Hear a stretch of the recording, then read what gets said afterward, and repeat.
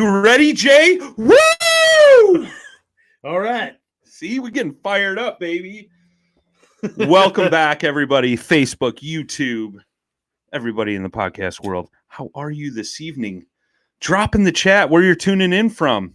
Smash that thumbs up button. Click the share button. Let's go. Hi, Jay.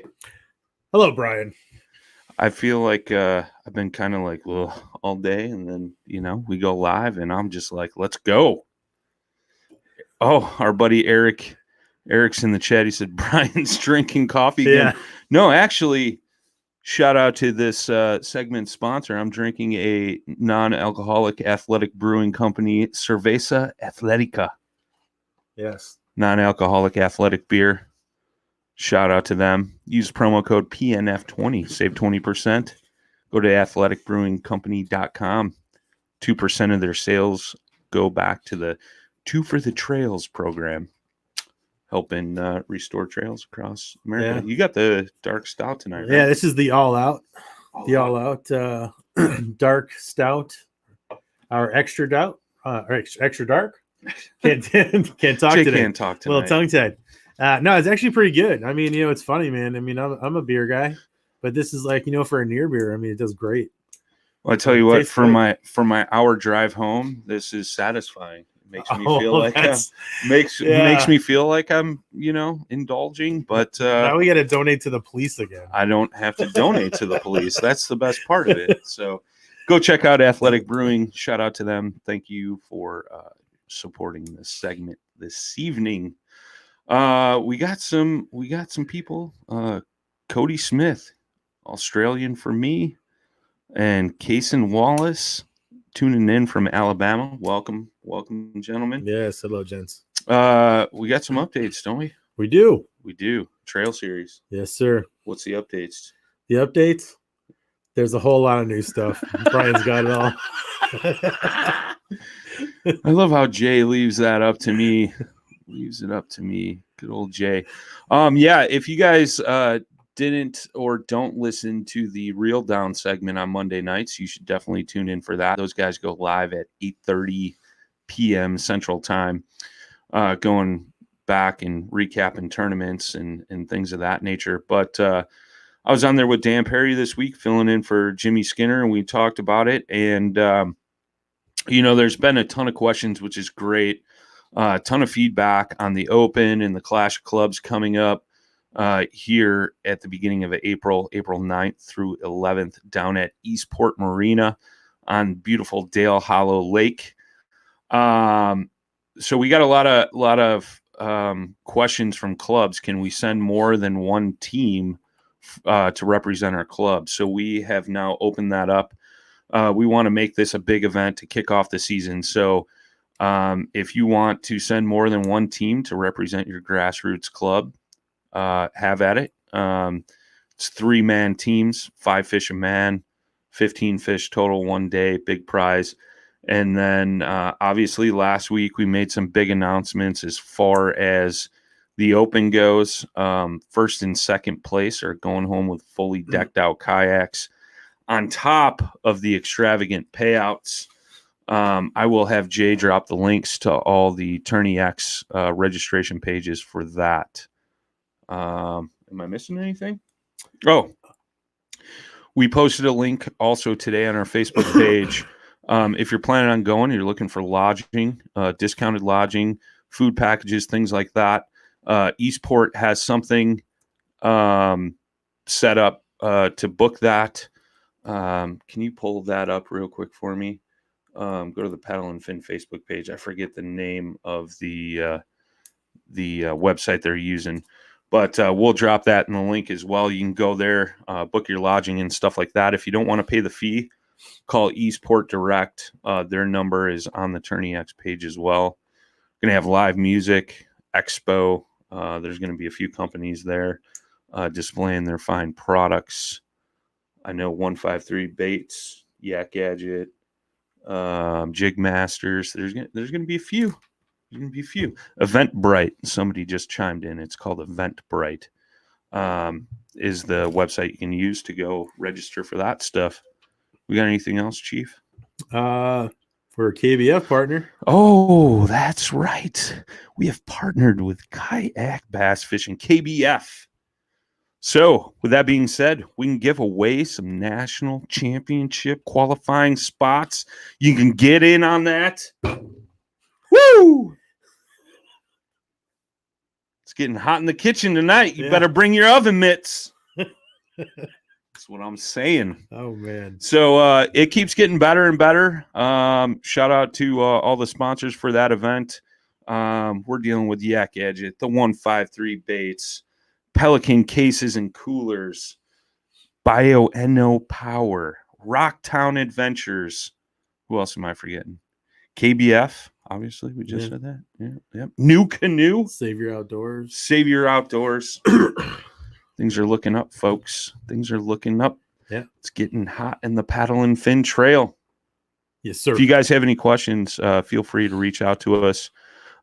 If you got a trail question, feel free to email pnftrail@gmail.com.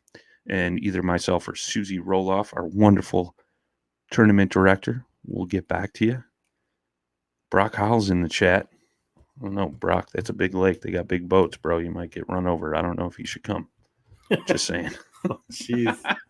Poor Brock. Well, the kid's got a horseshoe up his rear, so you gotta rub that off. Ever since he got run over by a boat, he wins every giveaway on Facebook. So, Jay's getting these links and dropping them down in the chat for you guys, so that way you guys can get signed up and all that good stuff. I think probably 70% of our hosts will all be down there, correct? Yeah, there's going to be quite a bit of us. I know for sure. Me, you, Susie, Dan Perry, Jimmy Skinner. Dustin, right?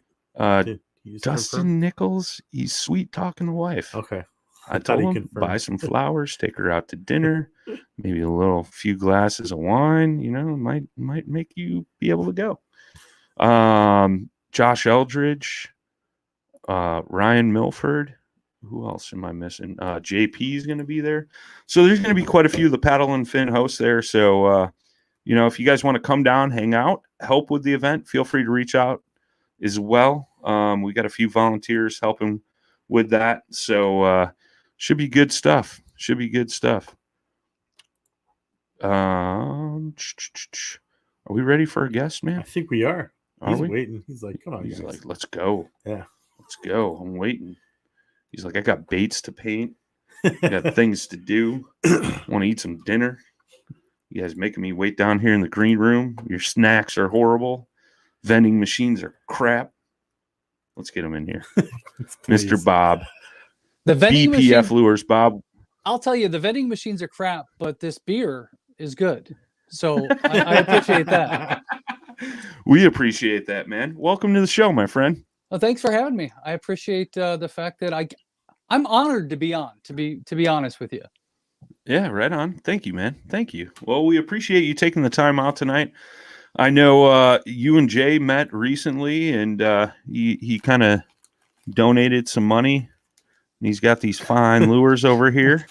So you know, he said, let's get this guy on. Let's talk about his baits and stuff, man. So we're excited. Your company's BPF Lures, which is super cool. And I've been looking at these things all night, and I really like them. But, you know, we always like to get a background, man. Like, how did you get into painting baits, and how did you get your company started and all that good stuff, and maybe a little background on how you got into fishing? Well, I mean, fishing's always been a thing in my family. I remember is when I was the youngest kid, the smallest kid, most of us had our dads that would take us fishing. My dad was traditionally a catfisherman. So if you know how that is, you're pretty much going to be chilling with your dad on a old school lawn chair that's never very comfortable, and you're just going to be sitting there waiting. So that started as soon as we could walk, we were fishing with my dad. And that is something that just kind of continued as I got older. Once I got 15, 16 years old, I could start purchasing my own gear. It became more. And as I become, I'm 41 now, but as the years continued on, it was just a thing where fishing was always that thing that centered me. Always that thing that allowed me to relax and just to go out there and enjoy. So it's been with me forever. I honestly never expected to sell fishing lures. That was the farthest thing from anything I could imagine. The reality is I love fishing, and I love it so much that I want to do it all the time, except the winter. That's the one thing I realized. I worked on the night shift in the cold outside for 13 years. So I've grown to really dislike the cold. So ice fishing has never been a thing for me. The guys that do it, props to you. You're awesome. I just can't do it. There's something in me that won't allow it to happen. So I decided about 1.5 years ago, I needed to do something. So I did a lot of research, probably 6 months worth of research, and finally decided, hey, I'm going to try to paint some lures. I'll be honest, the first, I don't know, 10, 20 lures, whatever it was, they were horrible. They were not good. I look back at some of the pictures and I'm just like, these things are bad. But for some reason, somebody wanted to buy one. Well, at the time, you thought they were the baddest thing since sliced bread, though, I'm sure, right? Well, it was cool to be able to do it, though. The actual process, like, hey, I created something. Yeah. That's cool. But now I look back on the quality of the bait, the quality of the paint, and the clear coat, and everything that I do from 1.5 years ago, and I'm just like, man, I've come far. You know, not that I'm great. I mean, there's people that are absolutely amazing that paint lures, but it's amazing to see when you put your time into it, and you dedicate something to it, how you can improve over a period of time. Mm-hmm. I think you do a great job on it, man. Thank you. I appreciate that. And a lot of time does go into it. Behind me, you could see my little workstation. For those of you viewing, it's nothing special. You know, it's something that I just built out of necessity. It's grown from having 5 different colored paints to probably 50 different colored paints. And yeah, obviously we know as we fish throughout the year, springtime, we're getting ready to throw some specific colors. And as we get into summer, that colors change. And as we get into fall, colors change. And I have to be able to adapt that and change my baits for that. So me personally, right now, I've got my inventory of crawl patterns, you know, the red, black, tan, because for me personally here in Illinois, the areas that I fish, that's killer in the spring. Yep. So you start throwing that, it's going to be awesome. So I've got in my personal inventory and my business inventory, I've got a lot of that, and I'm starting to build some spring colors as well. So that's kind of a cool thing. Yeah, and I was going to say, you know, your cranks. I remember when we were talking, The one thing I found that was really cool about yours is that you have the suspending cranks. Yes. So you can like kind of get some of that jerk bait action, into, a more familiar, retrieve on a crankbait, just kind of add your own little spice to it. Yeah, and what that's kind of like the mega bass, one of the mega bass baits. It's a suspending. It's like an S type crankbait. It's actually right in the middle of the screen. That crawl pattern one that you see, that's one of them, and it suspends. And it for me on the rivers I fish off of my kayak, it's become one of the most important baits to be, because you want to be able to throw it out there, and of course, while you can allow it to sink below the water and get down as low as you can, but then there's some weeds coming, and you've got to be able to maneuver through those weeds. So you pause it for a second, allow it to suspend there, so you can determine where you have to turn your pole to get it up and over those weeds, and it's great. I mean, that's one of my favorite baits, and I personally have it in the crawl pattern. The one you're showing on the screen, this is one that's been modified over the last year and a half. I'm constantly tweaking this design to make it better. And you'll find different versions of this on my Etsy shop, and just what I traditionally keep in my inventory, just because I want to try to make it as good as I can. I want to make it a nice bait that actually works and functions, and people enjoy looking at.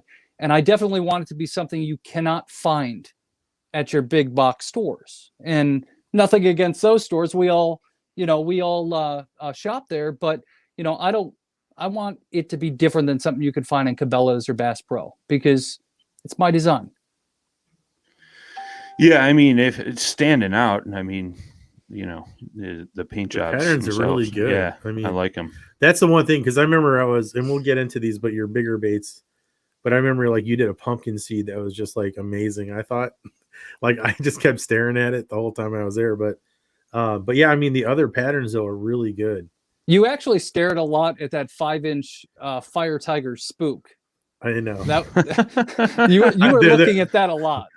Like, yeah, like I couldn't imagine why. That one was cool too. And I keep a lot of the Fire Tiger stuff. So I do two different things. I've got, considering it's my company and my thing, I can do whatever I want. I don't have somebody telling me to do something specific, but I do have some baits that I try to keep in stock. I've got to keep some of the Fire Tiger stuff in stock because people love them. I mean, and it's a successful pattern. That's why I fish with it myself, but that's something that I have to keep in stock. I have to keep craws in stock.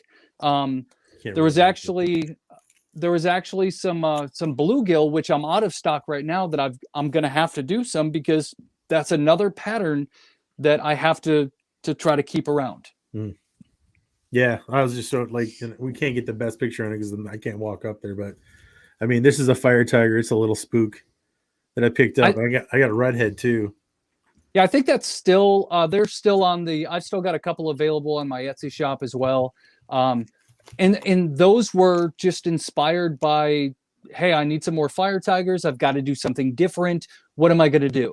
I hadn't really done a Fire Tiger in a spook pattern, or a spook in a Fire Tiger pattern. But I'm like, hey, I want to try it, and I want to do something different with it. Yeah, no, these are cool, man. I'm a sucker for Fire Tiger. Anytime I see it, I pick it up. I like that single knock in that top water too. That spook bait. That single knock is nice. Yeah, and they're really, really. I honestly have a huge bag full of them. I think I bought 50 of them because I personally love fishing with the spook. You guys are local to me, so you've got the Des Plaines, the Fox River, the DuPage River. I love throwing a spook on all of those waters. And so to me, I wanted to have plenty to sell, but I wanted to have plenty to fill up my own stock of my own stuff with, just because I love fishing a spook on that water. Yeah, you really can't beat it, man. Especially that midsummer top water bite, early morning, early evening. It just drives them nuts. Yeah, and to be able to do the spooks and the like It's not a whopper plopper, but something like a whopper plopper, the 75 millimeter, or the ones I have are 100 millimeter, to be able to do those top water baits like that. It's fun because you guys know, I mean, fishing around here, the top water bite, if you get on it, it's one of the most fun bites you could have around here, especially for smallies. Yeah, these are nice, man. This is like nice, like cool perch pattern. Well, the lure I was looking at, Yeah, I mean, yeah. I know there's a bluegill up there now, or a pumpkin seed or some type. But yeah, this is nice, man. This is Oh, good thank work. you. I appreciate that. I mean, I put a lot of time and effort into it. If you compare my prices to other people's prices, they're probably cheaper, because I'm not trying to get rich off of any of this. To me, it's a hobby. It's obviously a business, but it's also a hobby too. And Mhm. as long as it can support itself, I'm cool with it. I started off with all my baits being super cheap, and I think as my skill level has gone up, I've kind of increased some of my prices, but there's some of them that I want to just keep for the average guy just to be able to buy, just to be able to purchase and have some high end baits. Jay, you saw the one that I have. I've got a 5-inch lipless bait. It's painted as a mahi mahi.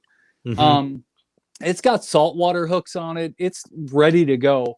And I do higher end baits because they're fun to do. They're big baits. They're exciting to catch big fish on. And to me, it's really cool painting on a big bait as opposed to small baits all the time, which Mhm. I paint plenty of those. Yeah, I'm scrolling through here, and let me pull it up on the screen here. That But it blade looks like bait. you're doing some blade baits too. Speaking of small baits, right? Yeah, I've started playing around with the blade baits. I haven't officially released any yet because I noticed, like, after this one was painted, and I'm like, okay, it's cool. I like the bait, looks good, and it was in a fire tiger because I have one customer that's been just bugging me for blade baits and a fire tiger. Um, but I noticed when I put the clear coat on it and I started to put the split rings and stuff like that on there, it started scratching. Mhm. So it's kind of right now it's trial and error. Like, I want to get this right. I'm not going to sell a bait that I don't feel comfortable selling. Mhm. But I'm getting to that process. And I think, if I buy higher quality blades and stuff like that, I think it'll help with that. But yeah, I'm definitely working towards doing some of the blade baits. And I'm even working towards doing some of the bigger musky baits as well. I've got some 7-8 inch baits that I've yet to really paint up. But I want to be able to be all over the place as far as size. I traditionally am a bass fisherman, but I did catch my first muskie on a bait that I painted, which was an amazing feeling. The muskie wasn't very big, but I mean, I want to Still a be. muskie, man. Yep. Yeah, it was really, really awesome. It was on video on my YouTube channel, and it was exciting. And actually, I think it was a fire tiger, like 3.5 or 3.25 inch jerk bait that I got it on. So that just tells you that fire tiger, even with that, is crazy. But yeah, I want to be able to kind of have everything available for all the type of fishermen. I love bass fishing, but I do like to do other stuff, and I'm going to provide baits to accommodate that. Yeah. There's that perch popper we were Yeah. talking about. That's basically the one I got for the most part. Mine's got a little more orange on it, but yeah, I think it's the Yeah. camera angle. could be. They should be pretty. If you I forget, Jay, but if you got one of those, they should be pretty identical. The camera angle on I'm just taking a picture on my cell phone. I've actually got like a little photo booth above me, Mhm. that I built it out of a box, and I got some moss from Hobby Lobby and went to the fishing store and got like a background for fish tanks, and I put it in there, and that's had some river rock, and I just kind of built it for that. Unfortunately, you do lose some of the perspective on some parts of the bait, but Yeah, it looks good either way. I mean, this will work. I mean, I don't think you're going to stare at this one too long anyway. No, but the designs on here is really good. Even the fine detail of like you got like scaling patterns on here too. Well, and I try to do that, and a lot of it is just taking your time and trying to figure out how to make it different. I mean, that's really what it is to me. Is with all these baits, I don't think any of my baits really can be found anywhere else as far as design wise, just because I take my time with them. And there's some of them that I can knock out pretty good, considering the fact that I've been doing it for a while. But there's still a lot of thought that's gone into that ahead of time, you know. So it's I may get faster with some of them, but realistically, when I do the crawl patterns, that's like a 10-step process just to get the basics going. When I do my bluegill pattern, which unfortunately I don't have any on my Etsy page right now, my bluegill pattern, that's literally like a 15 or 20 step process. And I have it written down in a book. That way I can follow it the same way every single time. If I make a bunch of baits together, I could definitely make them all look the same. But there's some of them that are just one-offs that I'll never be able to repeat again. And that's okay too. You get a one-of-a-kind bait. Yeah, it's still cool, man. Definitely cool. Well, I just found this, and I want to pop this up here. You're playing with some glow-in-the-dark paints too, which that could be pretty spectacular for that night bite, especially on the top water action. Yeah, that spook it's pretty cool. It does glow in the dark. You can actually charge it with like the light off your cell phone, and I think that's what I did in that photo there. But yeah, it looks like I forget what pattern is on there. It's kind of like a bluegill pattern, but then it can glow in the dark, and it's just something different. And again, that's what I'm trying to do with my baits, is just do something different. We can all go to any of the big stores and buy the same thing, and we all do, and we all have certain stuff that we have stocked, and that's great. But I want to do oddball stuff. I want to do the stuff you can't buy in a store, and yeah, the store is going to be cheaper than me, honestly. I mean, I've had plenty, and the reason I say that, because I've had a lot of people over the last 2 years or whatever it is say, wow, your prices are so high.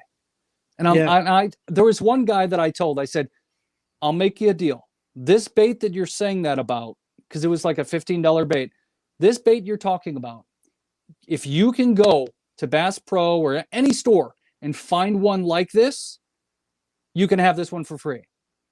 And he messaged me about 15 minutes later, and I'm not even going to say what he messaged me. It was not very polite, but guys that make stuff in their homes, and guys that are creative like this, yes, it can be a little bit more expensive, but you're going to get some heart into it. You're going to get some quality into it. You're going to get it's coming from a fisherman to a fisherman. And there's something a little bit different than that. Yeah. And I would say too, I mean, even from looking at some of the stuff that you made, again, that pumpkin seed, that you had, the detail, I was like, man, this is crazy. And then, I think I mentioned something about like, this would be cool even just to have in your house, just to look at. And you were like, yeah, I've actually done a couple of those things. I mean, if that's not a testament to the quality of work you're doing, when somebody's just requesting it for like artwork or an art piece in their house, sure. I think that speaks volumes in itself, but sure. I can say from seeing it, it's the depth, the colors. I mean, it's just really pleasant to look at. I mean, it's like the most, it's just like the most beautiful, little bluegill that you caught like in a lake that was just so colorful and just perfect looking. Yeah. I'm something, similar to that. And it's, it just had the details just nuts. I just can't say enough about it. Well, thank you. I appreciate that. And to me, it's I kind of like that makes me feel good, just for the fact that, I mean, I'm trying to put a lot of effort into these things and make them different. And like I said, that's to me, that's the biggest thing. This one that I did that you're showing on the screen now, I love that bait. I really debated keeping that for myself. That one sold so quick. And I didn't even I'm going to have to study my own photo to recreate that, and I can break it down and figure it out. But there's some baits that I do that are just one-offs that are inspired by the evening.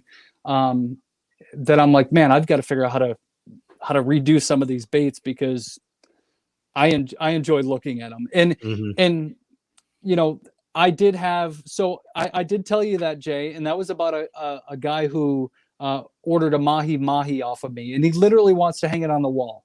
And he just messaged me this morning on Etsy, and he's like, dude, I love this. I want you to make one that looks like my dog. So wow. And it's really, they just got a new dog, and he wants to be able to have a lure that is painted with the same theme of his dog coloring. And he's like, I don't mind if you charge me a lot of money for it. I'm like, dude, I'm going to charge you the fair price. I'm not going to go crazy. But I can do my best to try to make a lure that looks like your dog. And literally he just wants it to hang on the wall. Yeah. I'm telling you, I think you have a big future in musky baits.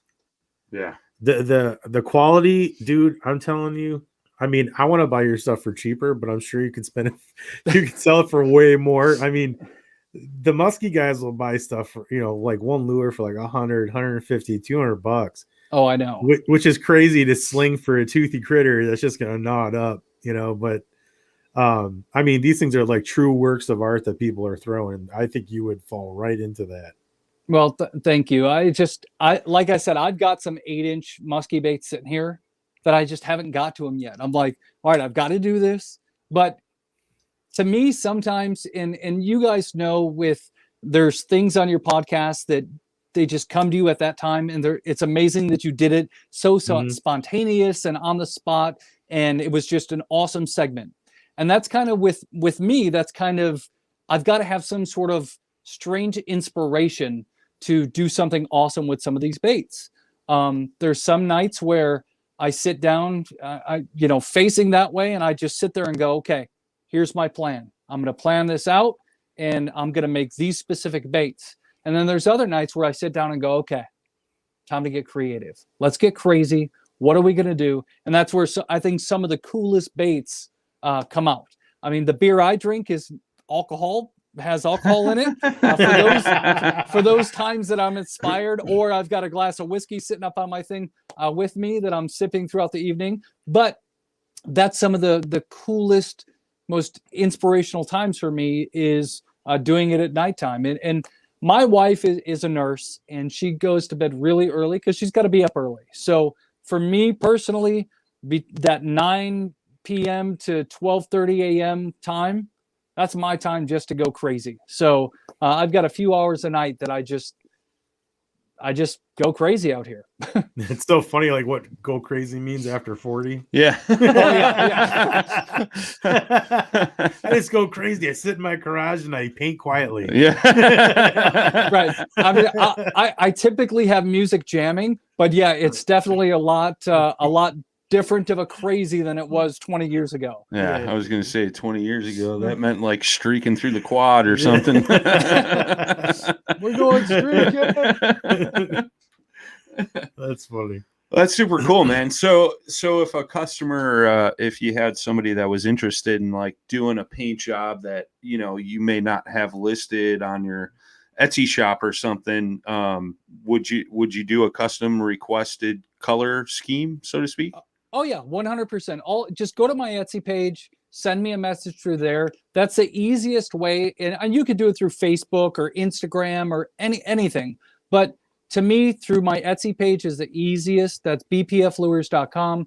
The reason it's the easiest because then we start a conversation, and then I can actually create a private listing right through there for you, and we can go through the whole process. So Cody, who was on here earlier, the guy from Australia, he actually messaged me about doing some custom work for him.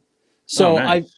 I've never shipped out of the United States just because it's a whole nother world. So he could potentially be my first customer outside of the United States, which would be Australia, which is awesome considering I've got some really good friends down there anyway. So, but I currently I've shipped to probably about 30 states.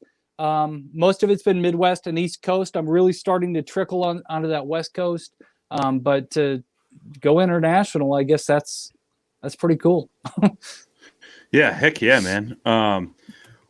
Well, the one thing I wanted to point out here, and maybe you can go up by the camera and show this, the hook protectors, like, this is the first time I've seen it. Well, I've seen like the two trebles rubber band together, so you're not poking yourself when you're trying to pull these out of the package. But you also go to the extent of putting these little rubber stops over the actual hooks themselves, so they're not ripping out of the package and then you're dropping the bait or they're falling out or something like that. Jay's going to try to get up close and personal with this. You're going to have to get a little closer, a little more. Yep, you can see them on there. You can see the little clear plastic nubs that he puts over the treble hook, so it's not ripping open the packaging. That's super sweet. I mean, that goes a long way, man. I mean, that just shows that you care about your product and stuff. And not only that, but I've seen it too. Like when these trebles aren't rubber banded together, then the hooks are, scratching the paint off the baits because they're, floating around in a box or a bag or something like that, man. So it's super cool. It shows that you're taking the extra steps in the packaging and shipping process for sure. Well, thank you. It's really something that I've been learning over the last while. I didn't use rubber bands for a long time, and then I started using the rubber bands, and I'm like, okay, that's a neat little step that helps to keep everything, close to the bait. And really, what's on those hooks are earring backings. Okay. I bought those in bulk and put those over all the treble hooks. And yes, it protects against scratching the bait. It protects against poking through the bag. And considering the fact that I use bags, I have to be conscious of that. So I was using the plastic containers that your traditional lures come in. And a lot of my customers said, hey, do you want these back? Because I'm not going to do anything with them. And I mean, I've got some local customers that have bought, 50 lures off of me, and they're like, I've got 50 of these containers sitting here and I don't know what to do with them. Like, I don't want to just throw them away because they're nice containers. And I'm like, well, you know what? Over a period of time, I collected some of them back, and I'm like, I just can't justify paying the cost of these containers, and also my customers paying for these containers when we all know they're going to get thrown away. Sure. Because nobody really keeps those containers unless you're hanging them on a pegboard because you've got a big stock of them. And once you lose yours in the river, you're going to grab another one. So that's why I went to bags. I reuse them a lot too. I mean, who's got pegboard? Yeah. In your garage hanging baits. I've got right behind me here. I've got one with my inventory. That's cool. If you walk out of this garage into the actual piece of my garage, I've got all my plastics hanging there. I've got all my hard baits hanging there. I got swim baits, everything you can think of, jigs, just everything hanging there, because I need the pegboards. I need somewhere to keep it all. That's cool. It's an addiction, man. We got a comment in the chat from Jimmy Smith. Says Bob has done some awesome saltwater lures for me to use on the Texas coast, including a 10-inch swim bait as a mullet. So for those saltwater baits, are you having to do anything special for like the paint job or clear coats or something like that? Paint job and clear coat has been the same. Okay. Doing research, I've not had any issues with that. The only thing I have to change is the hooks. Okay. So I'm using saltwater hooks, and I never knew they were so expensive. Until I got into it. I think I was telling Jay that there was one order that I kind of lost some money on because I quoted it out like, hey, here's what it's going to cost, all of this stuff. But I didn't realize that the saltwater hooks were so much more expensive, like 5 times more expensive. Yeah. So I actually had to, kind of just eat that one. And hey, that's on me. I should have done more research. But yeah, Jimmy Smith, he lives down in Houston, and I did some pinfish and some mullets and some greenbacks and all kinds of saltwater baits because I have customers that want them. Again, that's not one that I really planned on doing. I've got a customer up in Minneapolis that he said, "Hey, I'm going to Florida on vacation. I need some baits, saltwater baits to throw." I'm like, "Okay, let's go. What do you want? Let's create it and let's get you set up." That's pretty slick. I like it. Yeah, that saltwater will definitely. Yeah.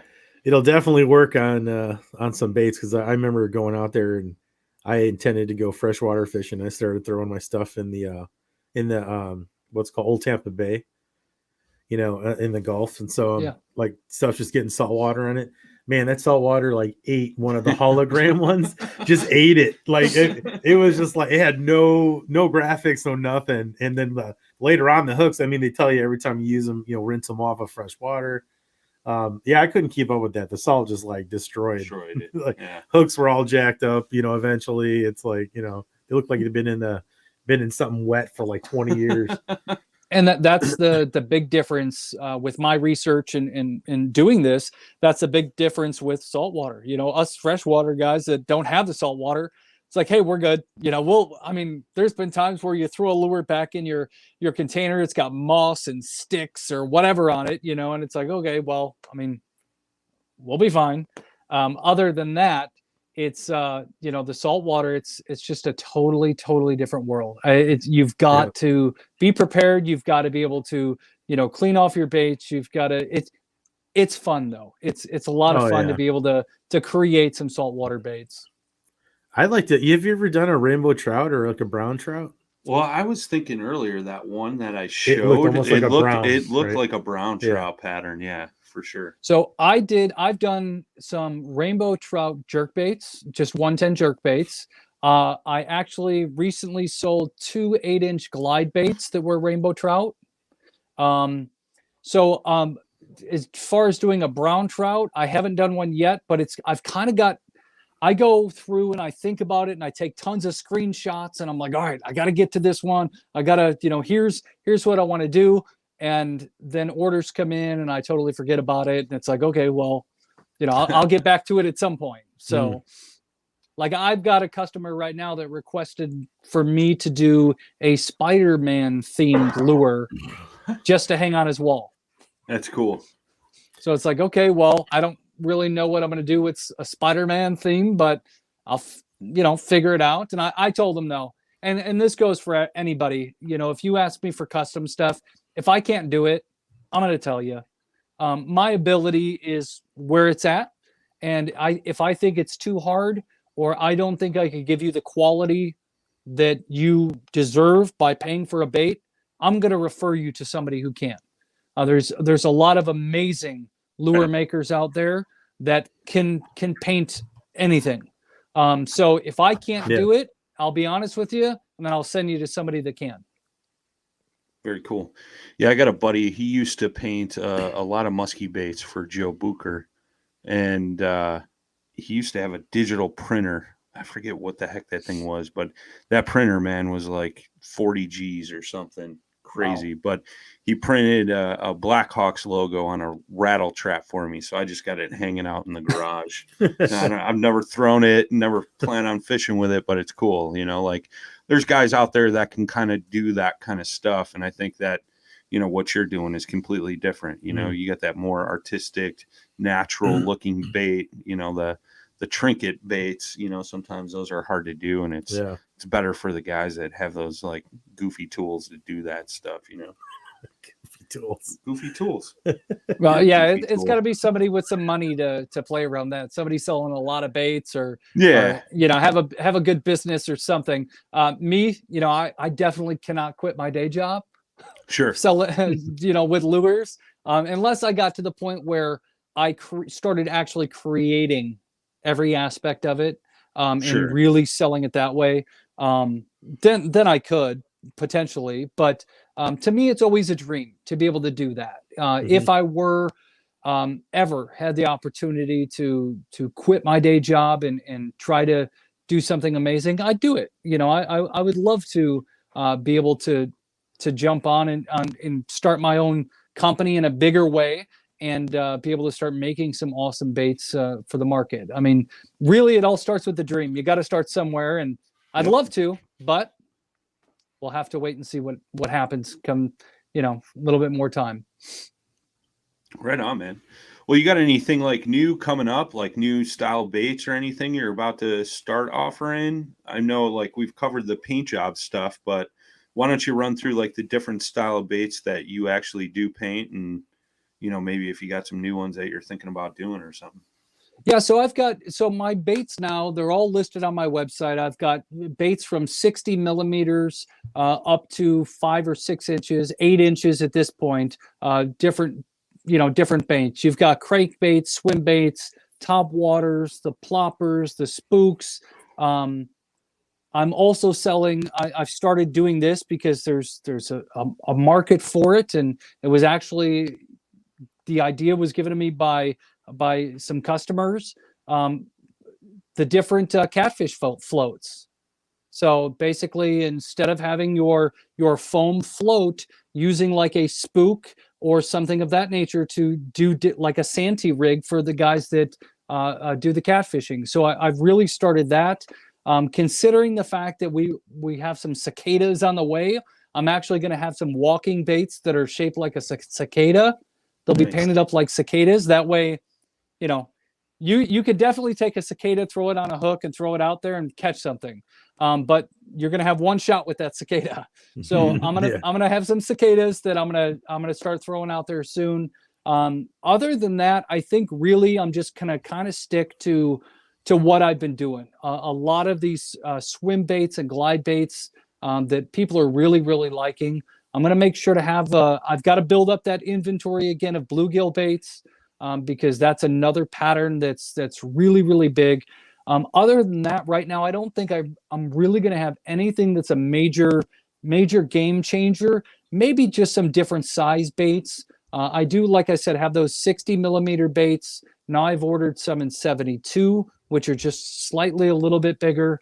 And I think that's going to be my big thing, is just tweaking sizes a little bit, and just trying different designs, different color patterns. Again, I'm going to be going a lot with the seasonal stuff, just because you've got to have those colors. You've got to be ready for the different colors of the seasons, and you'll start to see a lot more red and black right now from me, because me personally, I know with my experience that red and black's going to be killer in about another 2 to 3 weeks. Yep. So that's going to be a big popular bait, and I personally have to make sure to have the inventory for that. Other than that, I think I've got some deep diving 1.5 square bills, which I've not had before. Normally a square bill goes 1 to 4 feet. These will go, I think, 6 to 8 feet. So they're going to be a little bit of a deeper diving square bill, which you've got to have that depending on the water that you're in. Sure. Some of the rivers last year locally for us, the water levels were real low. So you're wanting to go with more shallow baits. Now I think with all the snow and everything we've had, the river levels should go back up again, maybe to a normal level or maybe a little bit higher. So you're going to be able to throw some of those deeper baits, which is a good thing. For sure. Yeah, last year it was kind of scary how low it got up here. Yeah, it was interesting. Yeah. Yeah, Jay and I were talking about, fishing the Des Plaines River through a couple different areas. And me being on my kayak, I noticed there was times where I'd have to pull the trolling motor up just because, it was just too shallow. Really, really too shallow. One of the guys I fished with, there were several times him and I literally had to get out of our kayak and kind of move it through some of the water, because normally we'd be fine rolling through there. But considering the waters were so shallow, we were hitting the bottom the whole time. So, but I think hopefully this year, I haven't checked my river app in just a little bit, but hopefully this year we kind of get back to some kind of normal water levels, because this year was really, really tough. Yeah, I completely agree, man. Agree. Did Jay give you his GPS coordinates for his hot spots on the Des Plaines River? He knows that. He didn't, but we did talk about a few spots, and I think we're kind of in line with that. So yeah, I'll send you GPS coordinates after we get off here. And for those listening and watching in, I'll post them in the comments down below, and you guys can check back. I look forward to seeing everybody there. Well, some of the areas, unless you're in a kayak, I guarantee you will not get to. But you know what? It's Southern Illinois, Des Plaines River, way down in Southern Illinois. So enjoy it. Yeah. Yeah, exactly. It's just nothing but open country. Right. I love it. What kind of kayak are you running again? I've got a feel-free 11.5. And a lure 11.5. 5. Yeah. Right. I've got it. I've been going crazy, which I'm waiting for another order. Yak Gadget. I mean, they know me now. I've ordered the trolling motor mount from them. Now I just ordered the anchor pulley that goes off the side of it. So I've got a bunch of their stuff. So last year I made everything for my kayak when I modded it. I just built it all cheap as I could and just whatever. This year, luckily, I'm in a little bit of a different position to where I can reinvest some of the money from lures into my personal fishing stuff. So now I've totally modified my kayak with a lot of the Yak Gadget stuff and a brand new trolling motor. And I can't wait. It might be this weekend or next weekend that I should be able to get out on the water. Heck yeah, man. You going to the spot? I'll just tell you this. I'm going to be hitting up the DuPage River a lot this year, the Des Plaines River a lot this year. And as you and I were talking, Jay, I really, really want to learn the Fox River this year. So that's going to be a lot of my time. I do have a bass boat too. So I'll be hitting all your traditional lakes and rivers as well. But I've just got to find more time to fish. And thankfully I've been with my job for a very long time, and I've got like 6 weeks of vacation. So nice. That's 6 weeks of man. I envy you. That's like let's see, 5 weeks of honey-do list and then 1 week of fishing. So yeah, no kidding. That'll work out great. Wah, wah, wah. Exactly. Oh man. Well, Fox River, there's a kayak fishing tournament on the Fox River this year. Who's running that again? Forget. I think we are. End of July. Yeah, Bob said he'd be pretty interested. Matter of fact, I think I was pretty much in the process of changing him and turning him like full-fledged kayak, maybe full-fledged kayak tournament fisherman. Yeah, right, he was pretty stoked. Oh yeah, we'll get him. Well, it's one of those things, and as Jay and I talked about, there's a lot of things that you hear about, but you don't know all the details, and it's like, okay, well, I need a resource to go find more details about it. And you guys are that resource. If you want to get into kayak fishing tournaments and learn more about that, I mean, obviously you can go to your guys' website and learn a lot about that. And to me, it's all about finding those resources. And once you do, you kind of consume yourself with it, educate yourself with it, and take advantage of everything you can. So, and that kayak fishing, those tournaments sound so intriguing. I mean, they're tons of fun. It's a good time, man. Tons of fun. And all the guys and gals that fish them make them that much more enjoyable for sure. Especially when you're throwing these custom lures that I make, man. Those fish haven't seen it. Yeah, that's true. They look like they'll work. So you gotta plug that where necessary. Yeah, I'll probably throw some of these down in Tennessee when we go down in March. This month? So? I think so. Topwater?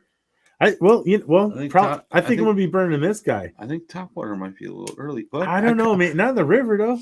Hey, no, it wouldn't be the first time I was wrong. Okay, I'm just saying. I'm thinking the river will be popping. Yeah, for a river bait, especially down there right by the marina. That's what I'm saying. By the marina, that'd be a great spot. That'd be for the this. Juice. All that sunken wood off that point. Shh. I mean, too much information, Jay. I mean, all that sand bottom. Yeah, what's that GPS coordinates? Yeah, again? I know. those for Jay's river spot. I'll send you. Yeah, I bet. Yeah, those I'll send everybody. Either DM me, check the comments, or Bob, I'll send them to you directly. Like we said, it's some real nice open land out there. So. It's 48.0675 west. I've never fished in Egypt before. That's strange. Yeah. Oh, that's funny, man. That's funny. Well, we're winding down, my friend, man. Why don't you give everybody the website again, where they can follow you on Facebook and all that good stuff, so the fine folks can find you and get all that stuff, and I'll drop it down here in the chat as well. Yeah, you could just go to bpflures.com. I'm also on Instagram. It's bpf_lures. TikTok, I'm on there as well.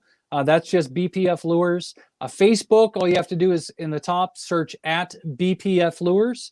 I think that pretty much covers it. I'm all over the place. If you guys got anything custom that you want done, shoot me a message. I traditionally don't charge any more for a custom bait than a normal bait. Unless it's something absolutely crazy and out of the ordinary, I don't charge more for it being a custom bait, because it's still the same time and design and all that stuff that goes into it. So, but yeah, I mean, I thank you guys so much for having me on here. It's been fun talking. I mean, yeah, man. Yeah, absolutely. Likewise. We appreciate you taking the time out this evening to talk with us and share the good word, talk about some custom painted baits, a little bit of fishing. Happy to help you with Jay's secret spots and everybody else watching at home. So, yeah, man, very good. You got anything else, Jay? Yeah, I do. I knew that was We'll do coming. that one offline. Oh. No, yeah, don't forget about the upcoming tournaments of the Dale Hollow Open and also the Clash of Clubs. We've got the links for Tourney X to both of those tournaments within the comments, and you can also find all that information on our Facebook page and then also on our website. It's pretty much everywhere. Tell your friends, tell your mom and dad, you know, send a friend your a sister. letter. Yeah, Form a team with your dog, anybody, and your you cat. Know? Yeah, start a conversation with a stranger. Yeah, tell them you fish. Duh. Tell them about the tournament. I mean, come on, you know, we'll appreciate it. Exactly. Hang tight, Bob. No problem. All you boys and girls at home, as always, tight lines, smooth paddling. Peace. Thanks for tuning in to another killer episode on Paddle and Fin. Don't forget to go check out our website at paddle_and_fin.com. Don't forget to check out the YouTube channel at Paddle and Fin. If you got a question, comment, want to hear from a future guest on a future episode, feel free to email us at paddle_and_fin@gmail.com. Don't forget to follow us on social media at Paddle and Fin on Facebook and Instagram. Shout out to our show supporters, Angler. The Angler button and app just makes for a better time on the water and creates a virtual logbook for every fishing outing out on the water. Shout out to Rocktown Adventures, located in northern Illinois, for all your kayaking, camping, and hiking needs. Shout out to Jigmasters Jigs. When in doubt, get the jig out. Go to jigmasters.com